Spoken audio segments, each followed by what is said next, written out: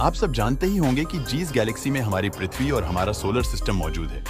उसका नाम मिल्की वे गैलेक्सी है। पर इस ब्रह्मांड में हमारी मिल्की वे ही अकेली गैलेक्सी नहीं है, लेकिन एस्ट्रोनॉमर्स ने यह पता लगाने की कोशिश की इस ब्रह्मांड में कितने गैलेक्सीज मौजूद है। अंत में वो जीस नतीजे पर पहुंचे। वो चौंकाने वाला था।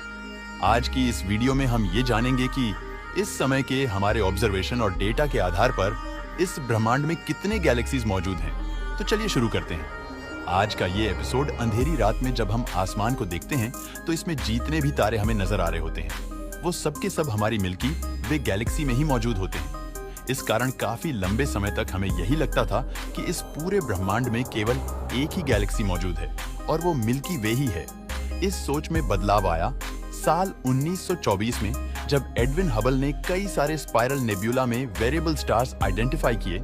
इन स्टार्स की मदद से उन्होंने उन स्पाइरल नेबुला का डिस्टेंस कैलकुलेट किया।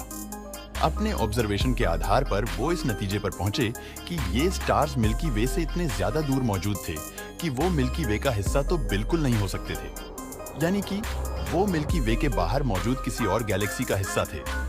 उस समय से ये एस्ट्रोनॉमर्स ये पता लगाने की लगातार कोशिश कर रहे थे कि इस ब्रह्मांड में आखिर कितने गैलेक्सीज मौजूद है। तो इसका पहला जवाब हमें साल 1995 में मिला, जब हमने हबल टेलीस्कोप को उर्सा मेजर तारामंडल के एक बेहद ही छोटे रीजन पे लगातार 10 दिन तक फोकस किया।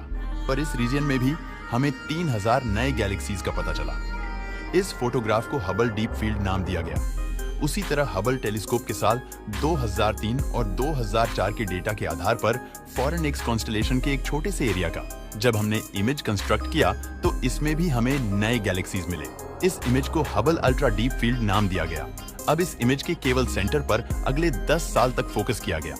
इस छोटे से एरिया के 10 साल के डेटा को असेंबल करके जब उसे अल्ट्रा वायलेट विजिबल और इंफ्रारेड लाइट में ऑब्जर्व किया गया तो पता चला कि यहाँ कम से कम 6000 नए गैलेक्सी जरूर मौजूद है।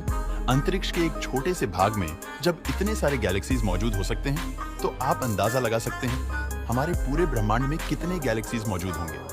साल 2016 में एस्ट्रोनॉमर्स ने एस्टिमेट किया था कि हमारे ब्रह्मांड में कम से कम 2 ट्रिलियन गैलेक्सीज मौजूद होंगे। पर नासा के न्यू होराइजन स्पेसक्राफ्ट के साल 2021 के डेटा के अनुसार अब हमारे पास इसका नया एस्टिमेट है। दरअसल इस समय के डेटा के अनुसार हमारे ब्रह्मांड में लगभग 200 बिलियन गैलेक्सीज मौजूद होने चाहिए। लेकिन ये मात्र एक एस्टिमेट है, जिसका मतलब ये है कि आने वाले समय में इसमें चेंजेस हो सकते हैं। पर ये नंबर केवल उन गैलेक्सीज का है जो केवल हमारे ऑब्जर्वेबल यूनिवर्स में मौजूद है, यानी कि ये केवल वो गैलेक्सीज है जिन्हें हम अपने टेलीस्कोप से आज ऑब्जर्व कर सकते हैं।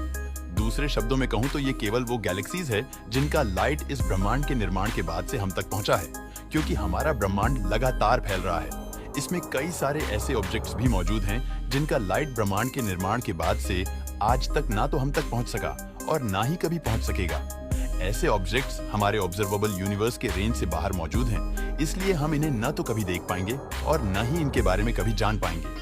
यही कारण है कि हम ये तो जानते हैं कि ऑब्जर्वेबल यूनिवर्स के आगे भी हमारा ब्रह्मांड मौजूद है, पर ये कहां तक फैला हुआ है ये न तो हम जानते हैं और ना ही कभी जान पाएंगे। हमने जाना कि करंट एस्टिमेट के अनुसार हमारा ऑब्जर्वेबल यूनिवर्स में लगभग 200 बिलियन गैलेक्सीज मौजूद होने चाहिए। एस्ट्रोनॉमर्स ने अलग अलग टेलीस्कोप से मिले डेटा के आधार पर ये कंक्लूड किया है कि ये एस्टिमेट इस ऑब्जर्वेबल यूनिवर्स में असल में मौजूद गैलेक्सीज के नंबर से 10 गुना कम हो सकता है। और वो ऐसा इसीलिए मानते हैं क्योंकि हमारे करंट जनरेशन के टेलीस्कोप इस समय इस ब्रह्मांड में मौजूद 20% गैलेक्सीज को ऑब्जर्व करने के लिए कैपेबल नहीं है, क्योंकि ये गैलेक्सीज या तो हमसे काफी ज्यादा दूर मौजूद है या फिर इनकी रोशनी काफी ज्यादा कम है।